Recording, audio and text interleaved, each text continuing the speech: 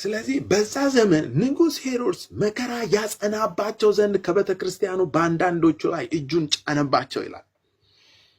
ሄሮድስ ላይኖር ይችላል። አሁን በእኛ ዘመን ብዙ ነገር አለ።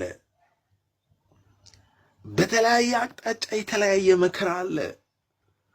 እኛን ታርጌት ያደረገ የጌታን ወንድ ልጆች ሴት ልጆች ታርጌት ያደረገ ከእግዚአብሔር ቤት አማሮ ለማስወጣት ከእግዚአብሔር ሐሳብ አማሮ ለማስወጣት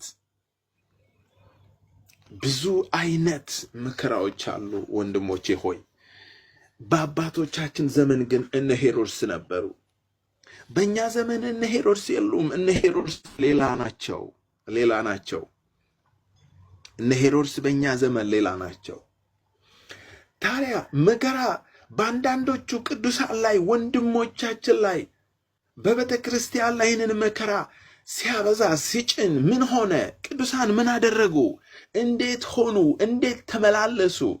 ለእኛ ምንድነው ዛሬ የሚቀርልን? ኢየሱስ ክርስቶስ ጌታ ነው። ዛሬ ይህንን ነው የምናየው።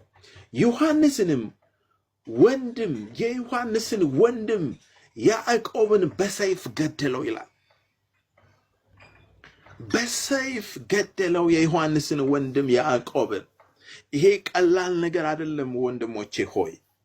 የያዕቆብ መሞት ቀላል ነገር አይደለም።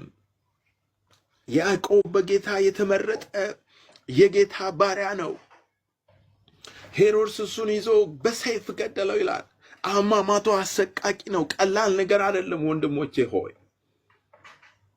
ይሄንን ማረጉ